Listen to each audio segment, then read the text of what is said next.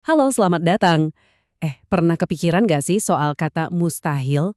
Apa bedanya sama sesuatu yang cuma terbatas? Nah, hari ini kita bakal kupas tuntas dua konsep ini biar pemahaman kita jadi lebih jernih dan ya, mungkin lebih membebaskan. Kita semua pasti sering banget dengar kalimat ini. Kedengarannya penuh harapan, penuh iman, bener nggak?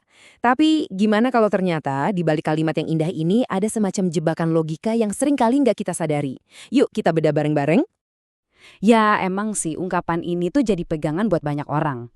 Tapi kalau kita nggak hati-hati, kita bisa kejebak loh dalam apa yang disebut kekacauan semantik.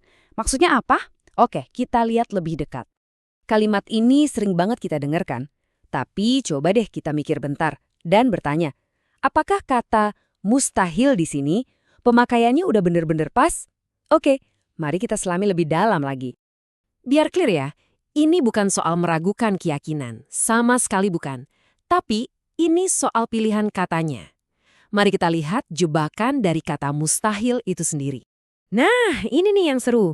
Kalau logika dari kalimat tadi kita push sampai ke batasnya, kita bakal sampai di pertanyaan yang aneh kayak gini. Sebuah paradoks yang menantang fondasi berpikir kita sendiri. Jawabannya, ya jelas nggak bisa dong, karena itu secara dasar aja udah bertentangan sama definisi pencipta itu sendiri. Nah, disinilah poin krusialnya. Kita itu lagi berhadapan sama yang namanya jebakan semantik. Jebakan yang bisa bikin kita salah paham soal prinsip-prinsip yang paling inti.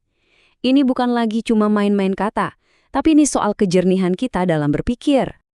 Oke, terus gimana dong caranya biar kita nggak kejebak? Kuncinya, kita harus bisa misahin dua konsep yang sering banget kita campur aduk. Mari kita bedah satu persatu. Pertama, mustahil. Maksudnya mustahil yang benar-benar mustahil ya. Ini bukan soal susah atau gampang. Sama sekali bukan. Ini tuh sesuatu yang secara logika emang nggak bisa ada. Kayak lingkaran persegi, ya kan? Nggak mungkin ada. Probabilitasnya itu nol mutlak. Nah, yang kedua itu terbatas.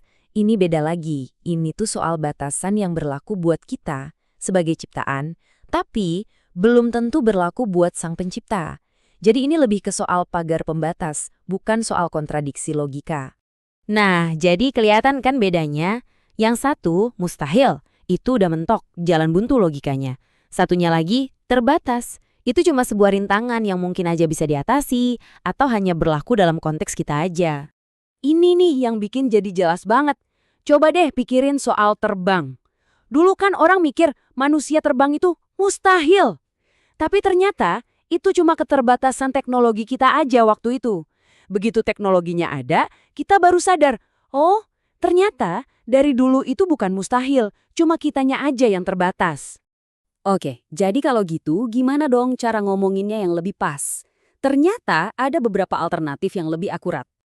Alternatif pertama, kita ganti kata mustahil jadi tak mungkin. Kenapa? Soalnya kata tak mungkin ini lebih pas. Dia lebih nunjukin soal kemungkinan yang bisa dilampaui, bukan soal logika yang dilanggar. Nah, yang kedua ini lebih presisi lagi, lebih to the point. Kalimat ini langsung ngebandingin keterbatasan kita sebagai ciptaan dengan sifat Tuhan yang sama sekali nggak terikat oleh batasan-batasan itu. Dan opsi ketiga ini fokusnya lebih ke sifat kuasanya. Ini menekankan gimana kuasa Tuhan itu nggak terbatas dan meliputi semua ciptaannya yang serba terbatas. Jadi fokusnya pada jangkauan kuasanya. Jadi, kenapa sih kita ribet-ribet bahas soal kata-kata kayak gini? Emang sepenting itu? Penting banget, karena ini soal gimana kita bisa paham hal-hal yang paling dasar dengan jernih tanpa salah kaprah. Kalau kita pakai bahasa yang tepat, ujung-ujungnya kita bakal kembali ke dua kebenaran fundamental ini. Pertama, Allah itu tak terbatas, makanya nggak bisa dijangkau sepenuhnya oleh ciptaannya. Dan kedua, apapun yang jadi batasan buat kita, itu sama sekali bukan batasan bagi kuasanya. Dan pada akhirnya, semua obrolan kita hari ini tujuannya cuma satu, menjaga pemahaman kita tentang konsep tauhid yang begitu penting, biar nggak jatuh ke dalam kekacauan makna yang disebabkan oleh kata-kata yang kurang tepat. Nah, ini ninggalin kita sama satu pertanyaan buat direnungkan. Gimana caranya bahasa yang tepat dan jernih itu nggak cuma menghindarin kita dari salah pikir, tapi justru bisa bikin keyakinan kita makin dalam dan makin kokoh? Coba deh kita pikirkan.